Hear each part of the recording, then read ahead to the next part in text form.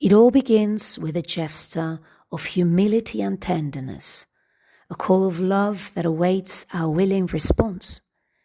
This is the whisper of a father who does not wish to invade our freedom, but to invite us into his presence, just as the Eternal did in Vayikra, in a display of infinite love, calling Moses to meet him in the tent of meeting. Have we answered that whisper with the reverence and devotion it deserves? Or have we simply soundproofed ourselves against it? Time with its worries, the noise of our ambitions, the false security of our decisions and self-made paths, all of this have built a wall that keeps us from seeing and hearing. In our failure to listen, we have caused the goodness of the Eternal to transform into Tzav, an emergency intervention. We have moved from a call to a command. It is no longer an invitation, it is an imperative because we are in danger. God raises his voice not out of anger, but out of the anguish of watching us suffocate beneath the weight of all those layers we have created. We did not hear the whisper, and now we must respond to a love that shakes us to our core. It is the painful passage from indifference to awakening, where the silence we once protected is shattered so that, at last, the fire may burn. Tzav, the pain that rescues. Rashi throws us into the heart of the blaze. Tzav is an order. It is not a suggestion for tomorrow, as the Yetzer Hara would have us believe, but a cry for help from the Eternal in the face of a fire that is consuming us. The Kli Yakar unsettles us with a piercing truth. We run recklessly toward what feeds our vanity, yet we drag ourselves like heavy shadows toward what God asks us in silence. That heaviness has formed the layers, the onion skins, the walls of needs that have soundproofed your soul, so you will not hear that you are slipping away like grains falling through an hourglass.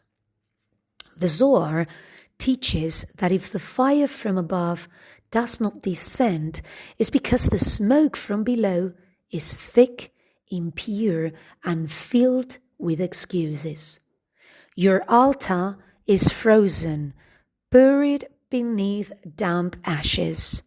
Yesterday's successes, today's fears, and that immovable comfort that it's slowly killing you.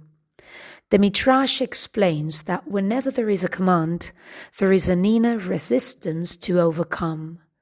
That resistance is made of those very layers, heavy and suffocating. The language of the Torah here is sharp and unyielding. The fire on the altar shall burn upon it. It shall not go out. The commentators explain that the altar is not only the stone structure in the tabernacle, but the human heart. The fire is our passion, and the ashes, deshen, which the priest must remove each morning, represent our past achievements, our egos, and the paths we have already walked. It is time to get our hands dirty and clear away the ashes of our lives. Those layers that growing thicker and heavier reveal that we are still enslaved to our own will. The Rebbe of Kotz declare that an altar does not burn, is nothing more than a well-adorned grave.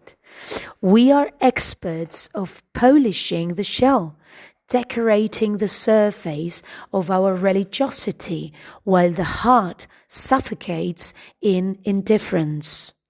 For one who does not live the Torah turns it into an ornament, and the soul is not nourished by ornaments.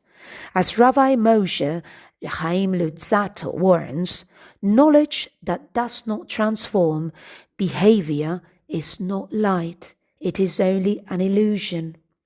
That is why it hurts, because the Eternal called you before you had a name, sustained you before you were aware, and still waits for you without masks.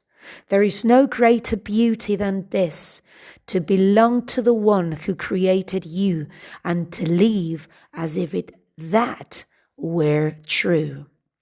So the question is not whether you heard the call.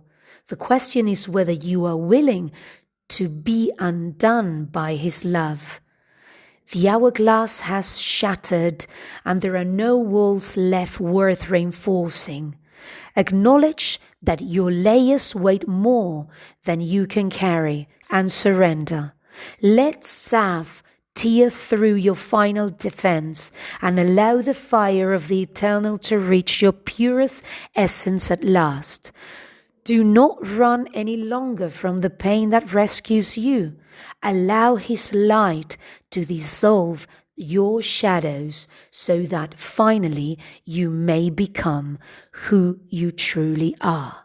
Shabbat Shalom u'mevorach.